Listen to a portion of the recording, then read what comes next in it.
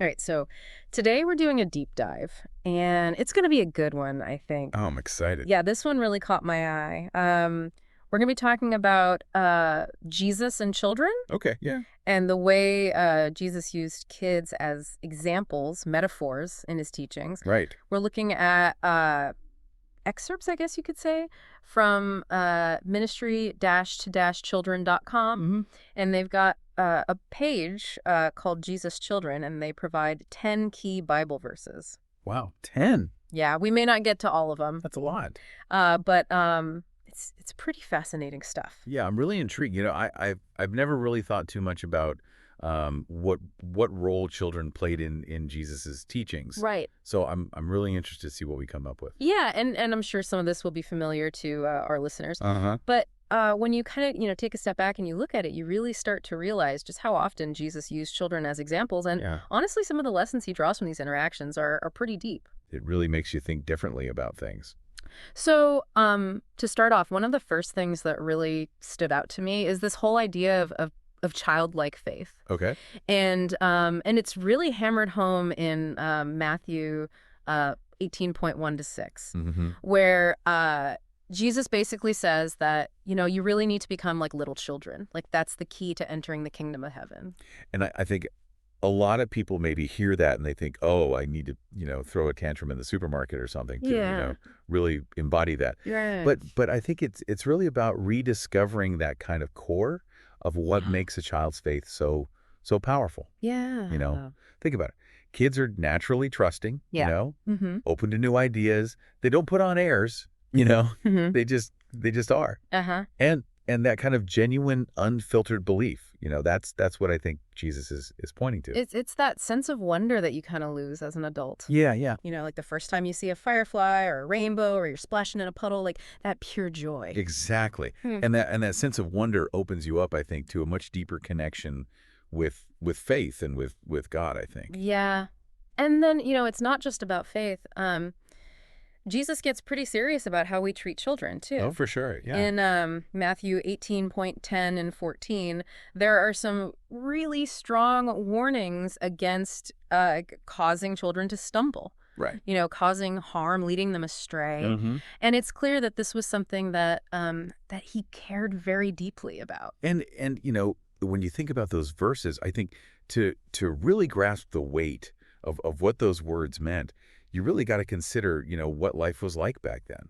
Yeah. Children weren't seen as these precious individuals deserving of, protection like they are today. Right. Often they were almost, invisible in society. But Jesus completely flips the script. He puts their well-being, front and center, making it crystal clear that harming a child is a grave offense. It's such a powerful shift in thinking. Yeah. That really resonates with us today. Thankfully, we've come a long way in terms of child protection. Oh, yeah. But sadly, there's always more work to be done. Absolutely. And these teachings really serve as a constant reminder of the responsibility that we have to protect and nurture the most vulnerable among us. Yeah, that's a good point. There's this other idea that comes up over and over in these verses, too, and that is that welcoming children is the same as welcoming Jesus himself. Mhm. We see this in Matthew 19.13-15, Mark 9.36-37, even Mark 10.32-16. Wow. So he repeats this idea a few times. Yeah, and that's what really makes you think, like this must have been a really important point to Jesus. Right. If he's emphasizing it that much. Yeah, and it's not just some, sweet sentiment either. It was radical, Yeah. Yeah. At that time, children were often, pushed aside, overlooked. Right. And to imagine Jesus, this, respected teacher, putting them front and center, blessing them and saying, "This is how you treat me." That's a powerful statement. Yeah, it really makes you look at kids differently. Like Yeah. we need to see him in every child, treat them with that same love and respect. Oh. It's challenging, but also incredibly inspiring, I think. Yeah, absolutely. And it goes even deeper than that because Right. Jesus also uses children to illustrate what true leadership looks like. Okay. In Luke 9.46-48, He calls a child over and he basically says, this is what greatness looks like. A child. Yeah, a child. That's so I interesting. know. How can a kid represent greatness, you know? Right. But that's exactly the point. Mm. The world says that greatness is about power, wealth, being in charge. Right. But Jesus kind of turns that on its head. Yeah. Shows us that true greatness lies in humility, in putting others first, in serving rather than ruling. Yeah. And those are qualities that, children often embody much more naturally than adults. It's really mind-blowing. It's like Yeah. it makes you think about what you really value in life, Yeah. what you're striving for. Totally. Yeah. And finally, there's this idea of becoming children of God Okay. that we see in verses like John 1:12-13 and 1 John 3:1. Okay.